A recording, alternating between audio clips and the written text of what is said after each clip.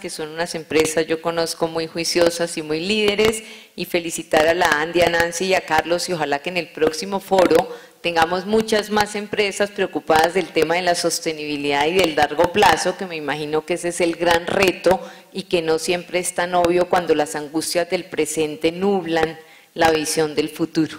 Muchas gracias a todos, gracias a Rodrigo, Silvia, Daniel y Andrés Felipe, y a ustedes. Okay. Muchas gracias.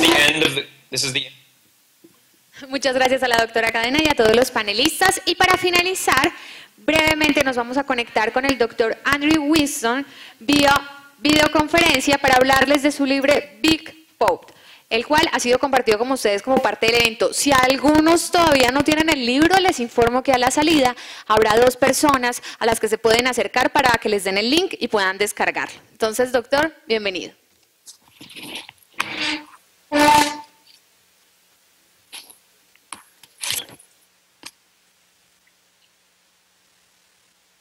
Yes, can you hear me?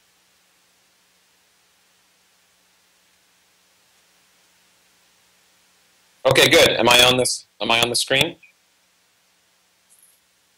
All right, and we're ready to go.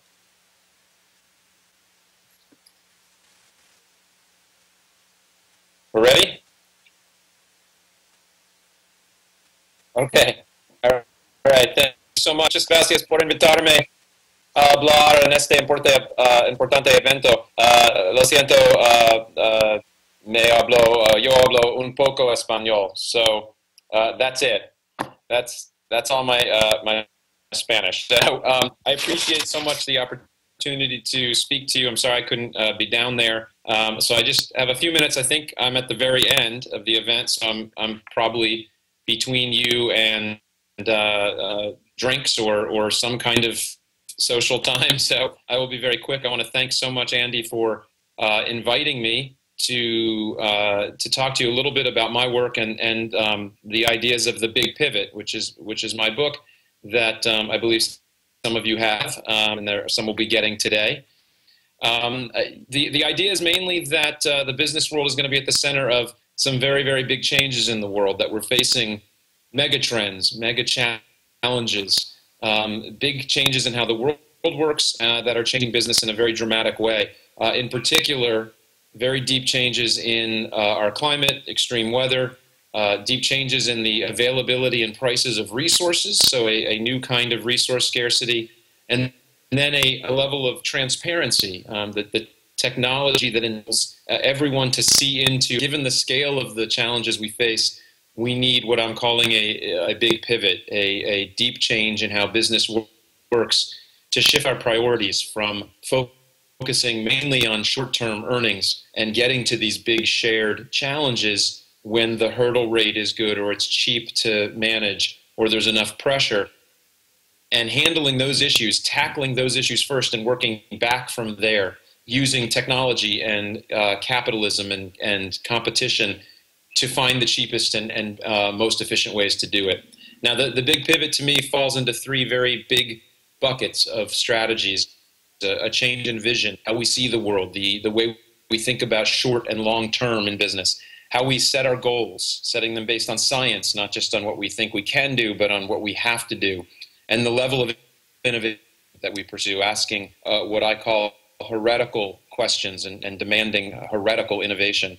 Second is a change in valuation, meaning the numbers we put on things in business. What do we incentivize people to do? What are we paying them to do? How are we making investment decisions? How do we use the tools of ROI? And how do we value natural capital? You know, all very, very tough challenges. And third, a change in how we partner with the world as business, with each other, radical forms of collaboration that have begun, how we partner with our own customers and consumers and talk to them about their footprint and how they can help, and how we partner with government and change the way business interacts with government on policy. For the most part, business tends to try to restrict regulation, tries to fight all regulation, but we need a new kind of relationship where business is asking for pro-climate, pro-environment policies, and we've begun to see that. Last fall, the World Bank issued a statement signed by 1,000 companies that said we want a price on carbon. So we're seeing that move, and it has begun. But all of this together, to me, leads to a kind of new form of business that is seeking a level of resilience, a kind of ability to handle the extremes and the volatility we're facing. And there's some key principles behind that resilience. One is a level of circularity to our economy. You've probably talked about that some today. And a level of decoupling or growing, providing for the 9 billion people we're going to be facing on this planet, but doing so with less and less material use of energy, waste, and water. And we're seeing companies like Nestle, like Unilever, and others decouple their operations from the growth. And that obviously saves money. There are countless examples of manufacturing-based companies that are saving a lot of money, and that's a form of resilience, a form of kind of cost resilience. GE saves hundreds of millions of dollars by finding ways to reduce their footprint in their manufacturing. Smaller companies are using treasure hunts, using the tools of their people, their employees, to find the best ways to cut costs, cut energy, sometimes very, very quickly, take a quarter of their energy use out in very short order. But the idea of the big pivot is that we need to go much, much further, and we need to make much deeper change a reality in business. And there are leaders now. There are companies like Unilever, there are companies like Natura in Brazil that are challenging the nature of business. So I think we're going to need a much deeper level of innovation. Look at some of the ideas in my work and to challenge business in a fundamental way to take the lead and really lead us to a more prosperous future. So thank you again for having me, and good luck with your event. Agradecemos al doctor Andrew Wilson por sus palabras y le damos la palabra al doctor Carlos Manuel Herrera, vicepresidente de Desarrollo Sostenible de la ANDI, quien cerrará el evento con unas breves palabras. Bueno, queremos ya en esta hora agradecerle especialmente a nuestros conferencistas internacionales que nos plantearon nuevos paradigmas, nuevas maneras de pensar. Agradecer a todos nuestros expositores, a los moderadores, que nos dieron, digamos, un ejemplo, lo que es la coherencia entre lo que dicen las empresas y lo que hacen. Creo que es un tema muy importante esa similitud. Agradecer obviamente a todos nuestros patrocinadores que hicieron posible este evento, reconocer el trabajo de todo el equipo de la ANDI, del grupo de comunicaciones, administrativo, de manera muy especial a la doctora Nancy Barra, coordinadora general del evento, culpable de todo lo que salió bien y de la concepción del evento, y por supuesto a todos ustedes que nos acompañaron y que obviamente nos motivan para seguir trabajando en estas áreas. Muchas gracias.